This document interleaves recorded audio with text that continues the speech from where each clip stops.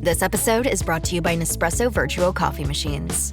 Ready to enjoy the bold flavors of barista-quality Nespresso iced coffee at home?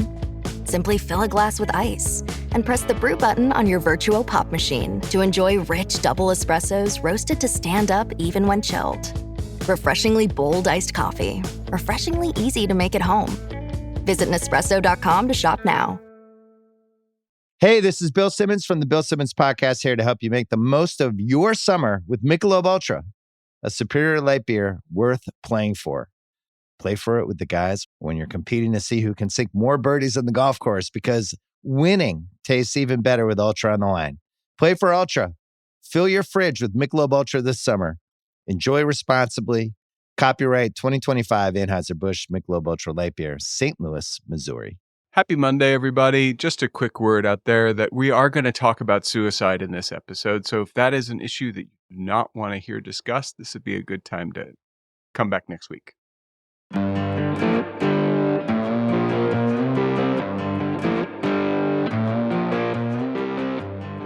We have to figure out what those cylindrical things were, because that would be a thing to talk about. That is kind of freaky at this point. It was a UFO is what it was. It Yeah. blocked the signals of the airplane.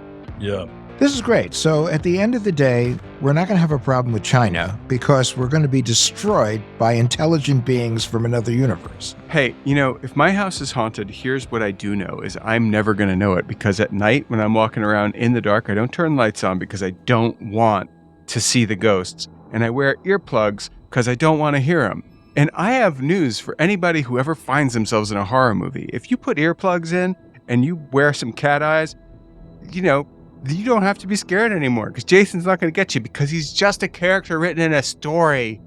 Just like a ghost in my dumb house. I'm just a little bit tired of waking up at 3 a.m. to having a small redheaded child at the foot of the bed staring at me. Was that Chucky? No, that would be my son. So yes, Chucky. Yeah. And on that note, welcome to What the Hack, a show about hackers, scammers, and the people they go after. I'm Adam, cyber anti-privateer. I'm Beau, cyber anti. And I'm Travis, cyber dirigible. God bless you. Danke.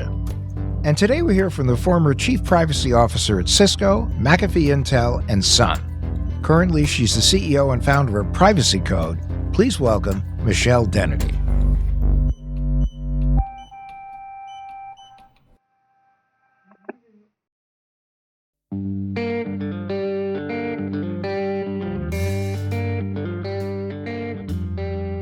Michelle Dennedy, I am so excited to have you on our show. Normally we, shield the last name of a person, but you have an important last name in the area that we love to talk about, which is privacy and security. So rather than shield it, we're going to shout it, right? We're going to shout it. Well, thank you. It's good to be here. It's good to see you guys again. We're sort of lighting the way of lightness and goodness and privacy and protection and safety. 100%. We're certainly trying. Yep. You've been the chief privacy officer of more companies than I can even imagine. It's crazy. It's crazy. First things first, where are you coming to us from right now? So I am coming to you from privacycode.ai. We are a privacy platform. I mean, everyone says a platform, but we basically said, Christy Edwards and I co-founded a company. It's a SaaS company. We're a couple of sassy gals. We thought we'd do a SaaS company. And basically what we do is we teach the world to privacy. We break down complex tasks and we train people how to build stuff in. Policy things, technical things, task by task, we build and we measure it when it's done. So really complex things, we make it easy for you. Fascinating. Michelle, where do you do this from? Where are your offices? Oh, physically on the planet. I'm coming to you from Los Altos, California. Los Altos, California. My old stomping ground, Yep. Bay Area. And before we go too much further, when you say SaaS, can you define that for the audience? Yeah, we're a service company. So we're software as a service. You can subscribe to us and literally we've got thousands and thousands of library items. And so you can turn us on and we have libraries that tell you how. So we can tell you how to NIST, how to GDPR, how to do child safety in California. We have libraries of tasks. So you can search on how to set up a program in privacy, how to do child safety, how to use the NIST standards to secure your environment, or just set up a program. So no matter whether you're big or small, or whether you're building a product or a program, or you're a small company or a gigantic company, you can go on privacy code and be safer, be more secure, be more ethical. Okay, so I have a question. It sounds like a lot of that has to do with compliance in the area of privacy and the sharing of information. Do you go above and beyond what is standard and what is asked of people to kind of describe the best case scenario or like in a perfect world? Absolutely. So it's really surprised me. So some people come at it and say, I just want to be compliant. And I used to hate that word because it was kind of like, I want to do the least amount. And that's okay too. But what's really pleasantly surprised me since starting this company is a lot of people are coming at it, and our most popular library is actually our responsible AI. So how do I responsibly trade information? How do I responsibly, without bias, decide things? How do I use information so that I'm not creating a cesspool? How do I actually talk about children without biasing? How do I create learning systems and education systems without leaving kids behind? And that has been delightful. So there's a lot of people who actually want to do privacy well, and that's been really exciting. Well, that's important, and hopefully also we'll get to talk a little bit on this program about what we can do to help consumers be a bit more privacy conscious. But there was an article today in the Washington Post, and we were all kind of taken with it because it really shows how scary things can be that involve the sale of data, in particular mental health data, by these data brokers. Did you see the article by any chance? I did not, and I'm already like, I'm getting the creepy crawlies. Tell me more. Well, I mean, essentially, there were one of the people interviewed said it was like there was a tasting menu where they would actually show you what kinds of information were available, and it included depression, it included who's on what medicine. It also, included suicidal ideation. Now, here's the thing where I'm just like kind of flabbergasted, because HIPAA doesn't cover the portals and the video, the actual tech that's used by doctors. It covers the doctors and the providers, but the Zoom of that world can sell that information however they like. And there's a scenario here where the information could be bought by a serial killer who could commit tons of murders and never ever get arrested for any of them, or thrown in jail or prison, because they're technically not illegal. He could just buy a list of people who are suicidal and then talk them into it. Ew. Exactly. And that is what is so bonkers. Now, of course, I'm like Mr. Twisted Demento who wants to make a movie out of it, but because there is good movies to be had in here. And if you do make that movie, whoever's listening to this, I want to cut. But the always the capitalist, always. But I mean, it's not too dark to make money. But and that's the point, though, Michelle. And I'm kind of curious to hear your take on that. What is too dark to make money? Where do we draw the line? Because there doesn't seem to be one. Yeah, it seems like the line keeps going ever down. I mean, I'm always sort of, my head shakes ever. I mean, the muscles in my neck are getting stronger and stronger with the shaking of the neck. I mean, my first question is like, why are we selling this data? The other question is, we do have laws. I mean, we do have them, right? We have 42 CFR, which is our laws that are supposed to protect mental health care, right? There's supposed to be, there's HIPAA, which is a share until law, right? So HIPAA is supposed to be, you can share information for the purposes of treatment. And then it's sort of don't share unless, right, when it's not. And then 42 CFR is supposed to be for the purposes of addiction and mental health care, the things that used to be in our society so embarrassing and shameful that until Donahue came along. I don't know how many of your listeners remember Donahue. Absolutely. But when talk shows came along, before that happened, it was very shameful to admit you had a problem with alcohol and mental health. Now it seems to be like a badge of honor if you've got anxiety or whatever.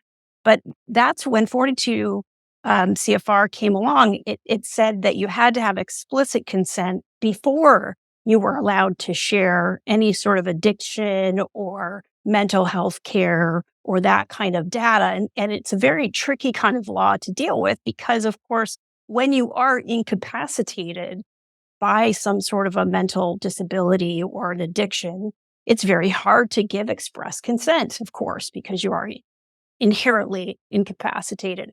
And so it was very difficult because, of course, you'd present to your healthcare provider with potentially malnutrition, and you'd have health presentations and things, but you couldn't say why, right? But I have a question, and that is, Mhm. that's one thing when you're talking about health professionals. But here you're talking about data brokers, and you're talking Exactly. about people who are using all of these different apps. And, do these apps, do they have a special place? Not as, I mean, To where sell. where do the laws begin and end when it comes to them? Are they going to claim there's some First Amendment right to do what they do? Yeah. I don't know, but it's very disturbing, and I just don't think the laws are there yet. I know that Senator Warren and Bernie Sanders and others have proposed laws. I think Amy Klobuchar is part of that too. I think a federal Yep. data protection law. Right. Well, and we got as close as we were gonna get last summer with what I call ADAPA, the ADPPA, and then of course we killed it. I don't know. And I guess that's where I was winding around is like where it was very clear that we needed a law to glue together this idea of mental health and physical health. We still can't quite get it together. Now we see an example of people willingly putting out videos, and we're having these pools of data putting out there on social media sites of self-donated applications inside and outside of a medical context. Right. And now you're seeing brokers commercializing packages of information Yeah. and then selling it, to either groups purporting to help you with depression, or on the opposite way, as Beau suggests, helping you the opposite way. Be more depressed, take more drugs, group together, be more anxious, or whatever it is. Go down the rabbit hole. Yeah. Go down the rabbit hole deeper. Be entertained by each other's, moroseness. Misery loves company, or it can be taught to. But so here is the issue I have is, I think that the way that you just described it is enlightening and important. The idea of piecing together the missing parts of law and regulation to protect people, I think, is coming at it backwards. In other words, the share until model, that's the wrong way to look at it. It should be never share unless. And if we started with a never share, start with never share, then you can make requests to the headquarters of never share, and the chairman of never share will say no. Although the Europeans have tried that for decades, right? I mean, that is the essence of civil law, is never share unless. And that's not the model in a common law jurisdiction like the United States. We are a nation of common law, which is, the trial and error is start with principles and use the courts as use cases. So we're sort of the software model of laws, and that's the nature of common law. And that's why you see this clash of the US versus mainland Europe, is civil law versus common law, which philosophy works and which doesn't. So I don't think a model of never share would ever work in the United States. And we're sort of seeing that the model of, are we a democracy at all, being severely tested in the United States as it is. So I don't think we can start with the premises of never share. But why? I think we have to push on, do we care about how much do we want lucre and greed to rule? How much does money rule us? Adam just said what my whole brain was screaming. But why? What? What is like, but. Yeah, but why? But why? Yeah. Why? Do you understand what Michelle's saying about how, it would never, ever work in the United States? Because like Adam, I was very much in the, but why? Well, that was actually one question I was going to ask you, is that right now we have a patchwork of privacy laws from state to state. Do you think that any of them, as they're being practiced right now, that could serve as a template at the federal level? Well, I think two things. I think we have a patchwork, but we have no pants to put the patches on. And that's a problem. We have no pants. So it's hard to have the patches on, no pants. So, I think this was the problem with California from day one is, for example, we started talking about things like processors and controllers in California, which is an entirely European concept with no jurisprudence roots in the United States at all. Which again is in a common law jurisdiction, you have to start with principles and then you attach the use cases, which are cases in the courts, and you attach those cases to the principles. Whether you have no principles, then there's nothing to attach to. And so there's nothing for these cases to attach to. So you just have this slippery sort of, the cases don't even reach the trial judges because there's just no case, there's no harm. And so you don't get into the federal courts. You don't get into the state courts because there's no such thing as, this isn't you have no duty. And so you haven't breached the duty. You have no harm. And so you have no plaintiff. You have no defendant. And so it's very tricky in that way. And so I think this is where to have a national sort of framework is really, really important. And so maybe it's not as restrictive as going all the way to what the Europeans are dictating as far as adequacy.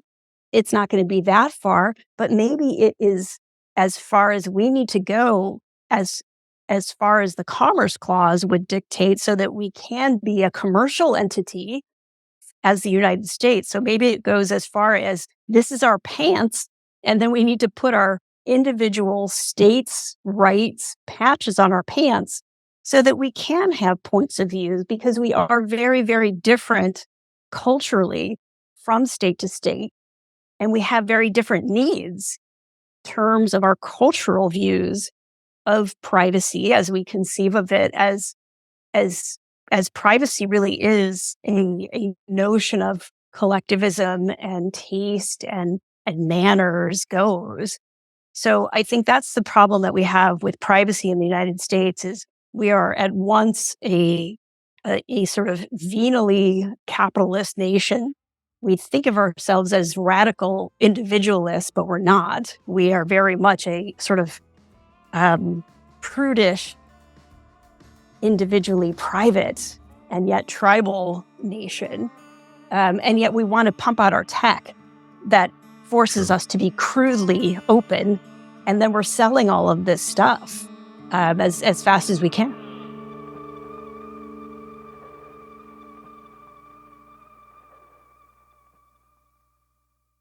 USAA knows dynamic duos can save the day, like superheroes and sidekicks, or auto and home insurance. With USAA, you can bundle your auto and home and save up to 10%.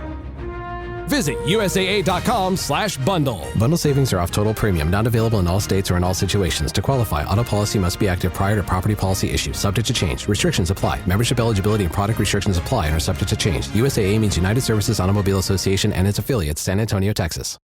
With a major selection of the looks your kiddos love starting at just $4 in the Walmart app, a new school year means a stylish new them. Who knew? Find skater skirts and Crocs that say, I'm casual but cool. Sparkly sneakers that say, it's my classroom, you're just learning in it. And preppy polos that say, I'm the teacher's pet, even if they're mommy's menace at home. Find their favorite styles starting at just $4 in the app. The Walmart you thought you knew is now new.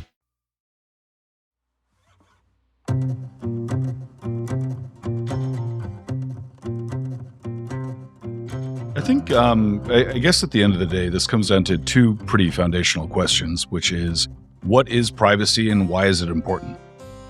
Yeah. So I'll tell you and actually I'm sitting right next to the Privacy Engineers Manifesto, in which I propose a functional definition for privacy, which is privacy as the authorized processing of personally identifiable information according to moral, ethical, legal, and sustainable principles. Ethical, each one of those. Yes. Well, and so I'll break that down. And this is, I always give, due apologies to true philosophers. I view moral as like, don't kick puppies. I used to say don't slap babies, but apparently we've passed that. We've crested over that. Thankfully. Yeah. Yeah. Well, or under that, I don't know. 2016 is a rough year. So,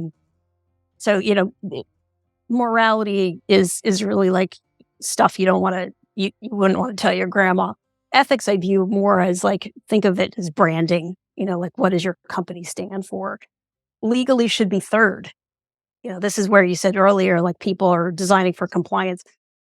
There are so many things that are compliance driven is stuff that happened 10 years ago.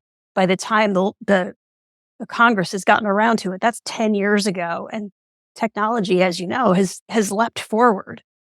So if you're designing for compliance, you are yesterday's news. You're still talking about Bitcoin, and we're talking about other stuff. And then sustainability isn't just environmental. It's really like if you design for a certain level of security and privacy, do you have enough staff? Do you have the right culture? Can you actually do it? Can you keep those promises? Because if you can't, then that's not the right level for you. So if you can keep all four of those levels in your stack, then that is privacy, right? Can you run us through those 4 levels again, just quick? Yeah. So authorized is a lot, like, and that changes over time, right? So that leaves the user square in the center. So I choose. So it's the authorized processing, cradle to grave, anything you do, storing, keeping, sharing, whatever, of personally identifiable, anything that identifies a human, morally, ethically, legally, sustainably. And that's privacy to me. And that's much broader than, the Europeans. That includes GDPR, which doesn't say privacy. That includes the human rights aspect of it. So I do define it very broadly on purpose, because when you're designing systems and policies, I believe you have to be quite broad, or you're constantly having to clean up on aisle 6. But Michelle, as an individual, what does privacy mean to you? I still fall under that same category. I think, what are my personal authorized changes over the years? I think about this. It came very clear to me when I was doing like a charity ride. It was like a 60-mile ride. It was a multi-day thing. And I was a young mother, and there was like one shower that was covered. And all these like 20-something young ladies were like grasping their towels around their beautiful, young, having given birth bodies. And they're waiting for the covered shower. I had 2 children at that point. When you give birth in a teaching hospital, like 26 people come in and just like whip off your gown and look at your goodie bits. I was like standing there naked. I was like, yeah, whatevs. Give me a garden hose to rinse that shit off. Like, over time, what is authorized changes. Okay. That's actually a really good example. And right? Yeah. And if you're squeamish about it, and if you're squeamish about that, folks who are listening, get over it. Okay. Yeah. Like I'm post-menopause now. I'm going on holiday in 60 days. I'm wearing a bikini. Like, I'm going to be covered as far as like, drugstore pornography is concerned. But if that grosses you out, that's on you. No, but Michelle, actually, you just gave me a great example. You said you're post-menopause. Yeah. Now, you just said that on a podcast that's going to be posted wherever people get podcasts. Now, that means that information, it's not even scraped, right? It's just out Yeah, there. And it's just out there, man. so like, there's a difference between privacy, as I think Adam was trying to get at, like, what does it mean to you, and what does it mean to you as a privacy professional? Right. And as a privacy professional, it is very clear what it means. It's even something where you could write a compliance manual about what it means. Exactly. But when it comes to the person, that authorization, when does no mean no and when does yes mean yes, is personal. All right, but I want to talk about the lawsuit thing. Yeah. Now, Adam and I were talking before the show, and I got really upset about a story that was in the news last week, which involved, surprise, surprise, social media. And if you'll remember in the beginning of the show, there was a trigger warning. Consider it another warning right now. We're going to talk about suicide again. Yeah. So there was a girl in the news who was being tortured, and there was video of her getting beaten up and dragged down a hallway and humiliated. Horrible. And she went home and killed herself. Ugh. And I understand social media is a big business, but at what point does social media no longer have the right to be the Right. venue where this murder takes place? Right. So then we get the question, what if the parents do sue? And what if they sue TikTok or Meta or wherever it happened online? Yeah. What if they Yeah. sue? Then you do have case law. Then you Yeah. do have something hard for privacy to rub up against and define itself. Yeah. Well, when are and we going to see that, Michelle? I hope soon, because I tell you what, I remember having this discussion. Gosh, it must be like a quarter century ago. It's amazing, and it was, and in this case, to me, is so much easier. In the case that I was having this conversation, it was 25 years ago, and it was a fiction. So it was a person writing a fictional story about exactly what you're talking about. And I said at the time, and we were talking about like the Indecency Act, and I said, even the fictional story about that, there should be limits on publication because it's so graphic and awful and triggering and it was about a high school student and about like, her going home and then, hurting herself, that I said, this is going to hurt someone. And at some point you should have responsibility as a publisher, knowing what we know about mental health and knowing about what we know about people and what they are, what we have known about each other as humans for the last 3,000 years. When you put that out there, that you should have a certain level of ethical responsibility. And the person I was arguing with, who was a partner at the time, was like, no, free speech. I said, at what point is this the sort of, fire in the crowded theater dicta? Well, there was also not too long ago a case of a prosecution that occurred where someone egged someone on that had suicidal tendencies, and the prosecution was for, I think, murder too, something like that. Yes, because she had an opportunity. Yeah, and the young man got out of the car and started to say he was not so sure, and she continued to egg him on. And I mean, and the thing in the case that you're talking about, where they're showing this person, it's not newsworthy. So there's no excuse that this is newsworthy. There's no, and I'm not sure that it ever is. The one time I did click on the image, I remember Nicholas Berg being beheaded, and I'll never forget it. Right. I clicked on the image and I witnessed that, and I to this day have never recovered from that, and I can't even imagine what his family goes through, knowing that so many people saw that horrible thing of his last moments on this earth.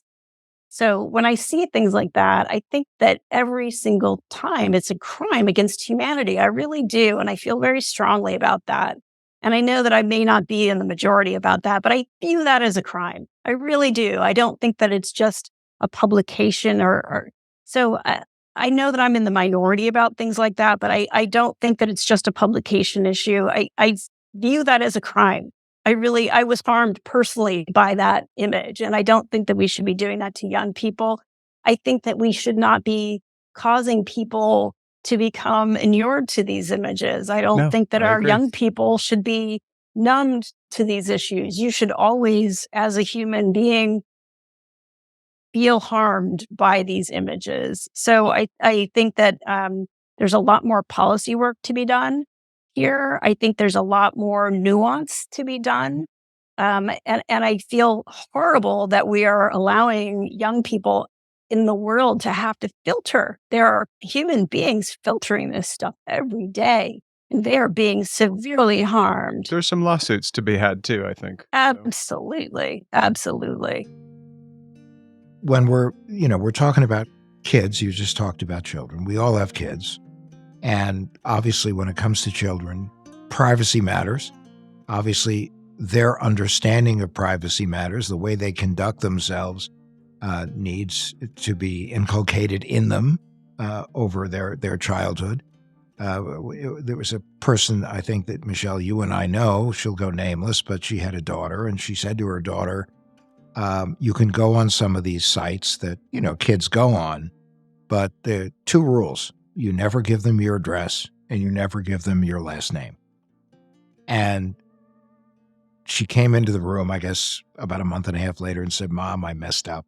I basically gave somebody my name and the address. Nothing happened. She went to college. About 12 years later, 2 credit card applications come into her home. One with the last name Ain't Tellin' Ya, and the other with her actual last name.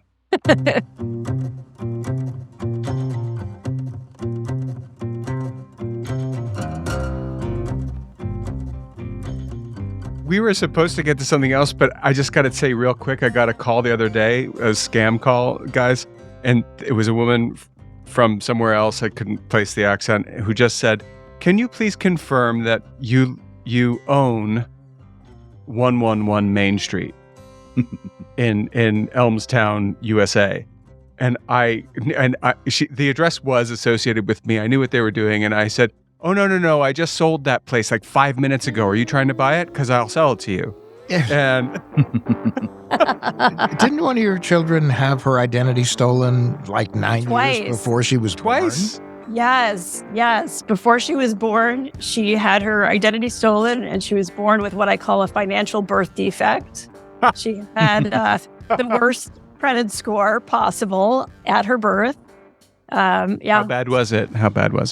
I think she had like a 300 or something like that. Wow, she's okay. That's bad at birth. Yeah.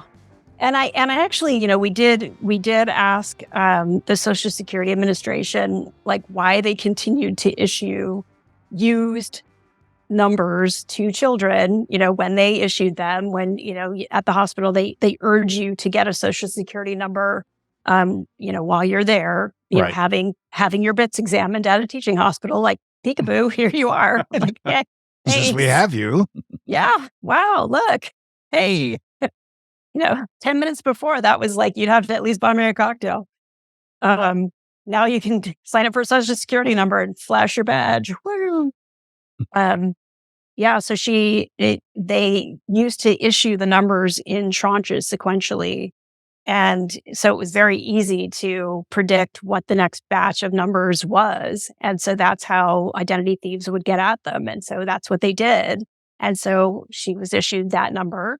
And then probably we're assuming that that hospital was also the victim of a theft. And so a group of information was also used to traffic humans over the border and the southern border of the United States. And so a bunch of information was used to traffic people. And also using the same number again, there were records of housing and guns and all sorts of goodies in the same child's Social Security number. So we worked with Beau Holland and the good people at All Clear ID to clear up her identity when she was about 8 years old.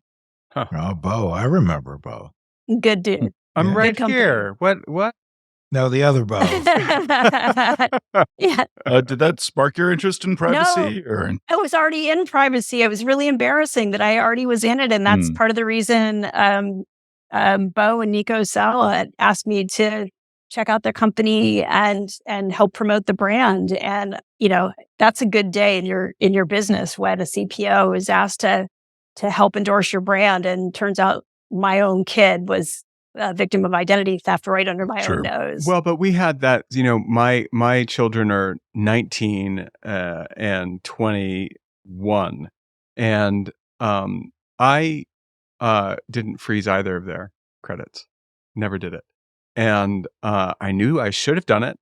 I was supposed to have done it, but I did not do it. They have best practices, but they didn't have me doing best practices.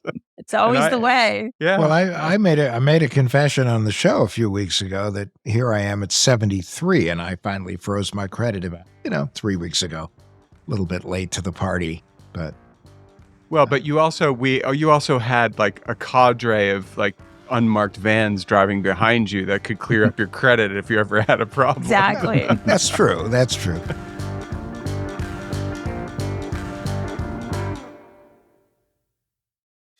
Hey, it's Paris. I love sparkly things, right? Like stars. Duh. And thanks to Hilton and AutoCamp, I just slept under them. Picture me serving looks by the fire outside my luxurious Airstream, making s'mores with the kids, while a national park is our backdrop. The great outdoors meets Hilton hospitality. That's hot. Explore all the new ways to stay at Hilton.com. Hilton for the stay. This episode is sponsored by Friskies, who would like to tell your cats hi. Now, if that didn't get your cat's attention, there is one thing that always does the trick. Just pour some Friskies crunchy food in the bowl and you'll hear those paws come running. Works every time. With so many Friskies choices, you can always bring your cats running from their secret napping spots. There's always more to explore. See for yourself at Friskies.com or visit your local store.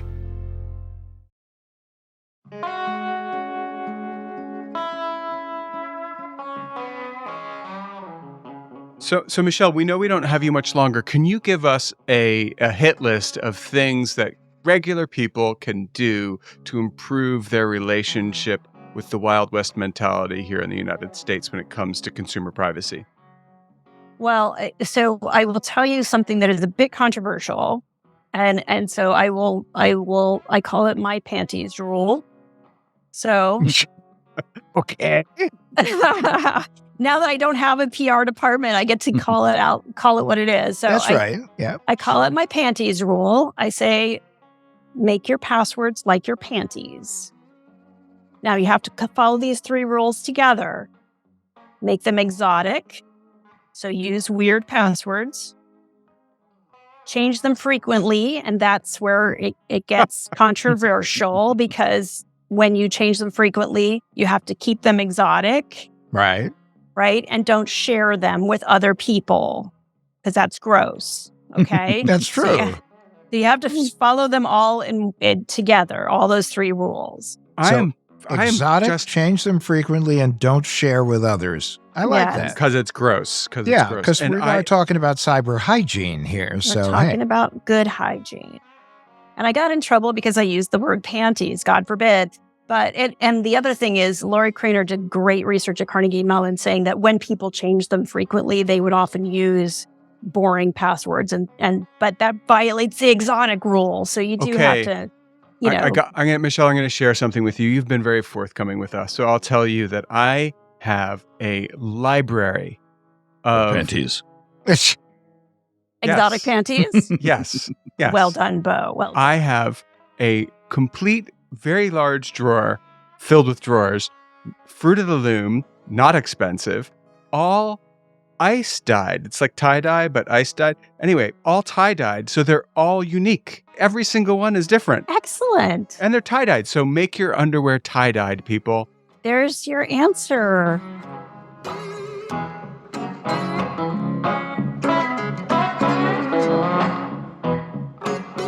Thank you so much for coming. Thank you. I will leave you with the panties rule. Exotic, Don't share with others, and change them from time to time because that's disgusting.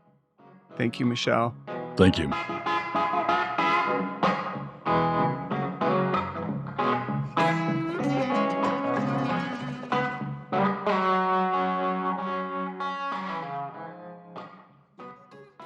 Yeah, Beau, when did you come up with that screenwriter story? I mean, was it something that you had been thinking about and then you read something in the news that confirmed that maybe you weren't so far off, or it was as a result of when you read the story about the person who was encouraged to commit suicide? Or Yeah, or just humiliated. And I think it was when and I mean, obviously that's not funny, but this is funny. In Austin Powers, remember there was a character, I think it might have been Dr. Evil, who had a mole and he kept saying mole, mole, mole. Mole, mole, mole. Yeah. Most excellent agent we've ever seen. Yes, most excellent agent we've ever seen. Thank you. That was Fred Savage in the second one. Yep. Oh yeah, and everything, like he'd be like talking about something else, and somehow it would come up that he'd just drop mole into a sentence. Well, when I read that story, it really did upset me, and I'm thinking about now when I think about privacy issues, and when I think about the way that we traffic in information in this country, all I'm thinking about is that case. So it's definitely connected. I don't think a movie about it is going to change anything, but I do think a lawsuit might. Let's hope. It might. Let's hope. But, when you talk about trafficking in information and then you talk about human trafficking, I mean, the damage can be horrifying either way. Well, and I think that that's exactly right. I hadn't thought about it in those terms, but this is a form of trafficking. We are living in a culture that actively sells humans. It's just not in a way that involves kidnapping. It's human trafficking. It's just there's no kidnapping, there's no imprisonment, but it's human trafficking.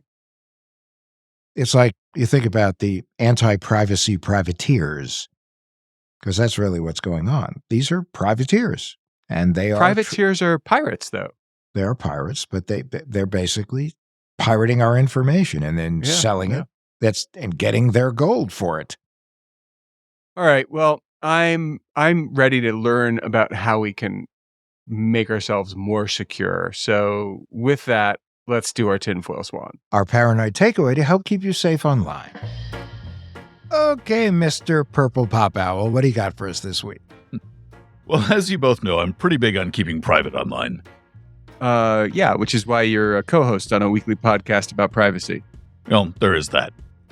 Anyway, with what we've talked about today about mental health diagnoses being compiled and sold based on your internet activity, I thought we could share a few tips to be able to look for medical resources without having it come back to haunt you. And by haunting you, we mean getting denied life insurance or paying higher premiums. Or worse, the repeal of Roe versus Wade means that your search history or app usage could be used against you in a court of law. Lest we forget that report about Meta collecting data from apps that help women track their menstrual cycles. Yeah, it's pretty creepy. Deeply.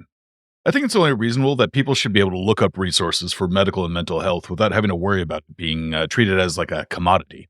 Okay, Wise Owl, what do you recommend? Well, two things. Number one, use a VPN. It can help you reroute your traffic through another country or even state.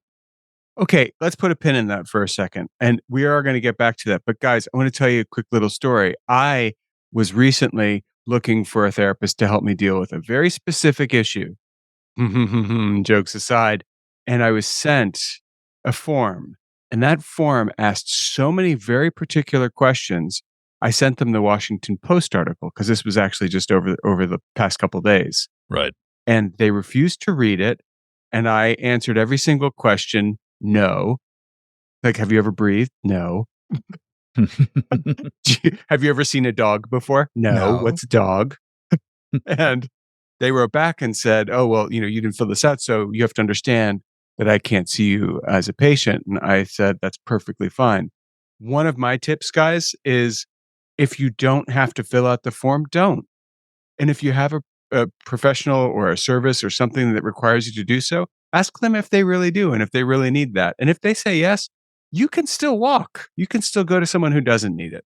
Now, to get back to VPNs, the reason you want to use it is that your internet service provider or mobile provider is not able to track your internet activity as easily. Well, I don't think there's any truly free VPN. I mean, your data is sellable. Never forget that. You really do have to read the user agreements and the privacy policies of whatever service you're thinking about using. Especially their data retention policies. So the second point here is that you should use the Tor browser. Tor is easily the most secure and privacy-friendly browser out there. What it does is that every time you make any kind of request, it bounces that request around the internet before getting to your endpoint, which means that it helps to anonymize your data, and it also blocks things from collecting your IP address. No, but hold on. You don't have to pay for Tor, but it's a pain in the rear to set up, isn't it? No, it's actually pretty easy. Well, you could pay for a VPN.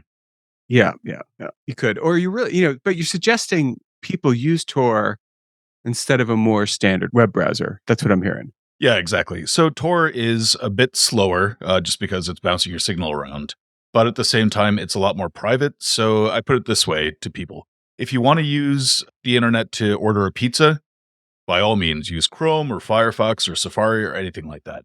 If you want to look up symptoms or treatment options or something like that, use Tor.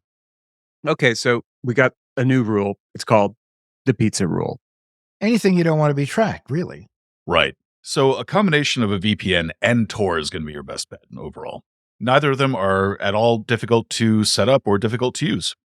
All right, but we're not advocating this to grease the skids for anything illegal, obviously, unless you live in a despotic nation state where we would definitely advocate you breaking the law, especially if it comes to downloading websites that might tell you how to get rid of your despot. And it is definitely a mitzvah to break the law.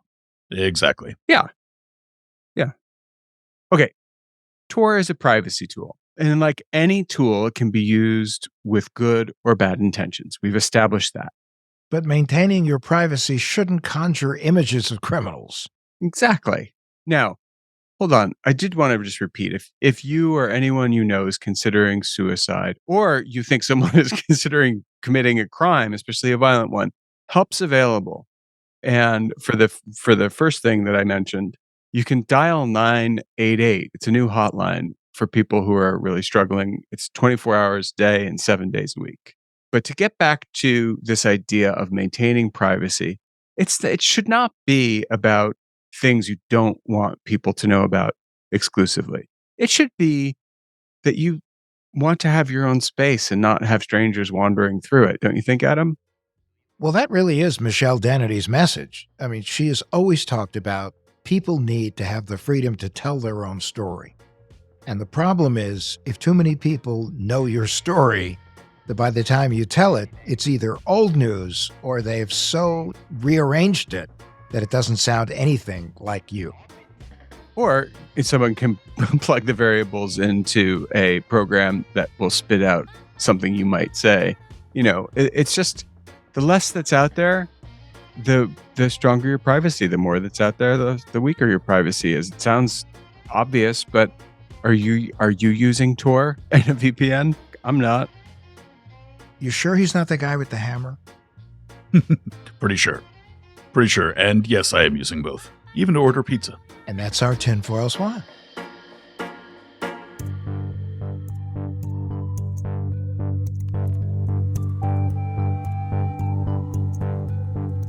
Thanks for listening. If you like the show, please share an episode with a friend and leave a rating or a review wherever you get your podcasts. It really helps people find the show. What the Hack with Adam Levin is a production of Loud Tree Media, produced by Andrew Stephen. You can find us online at adamlevin.com and on Instagram, Twitter, and Facebook at Adam K. Levin.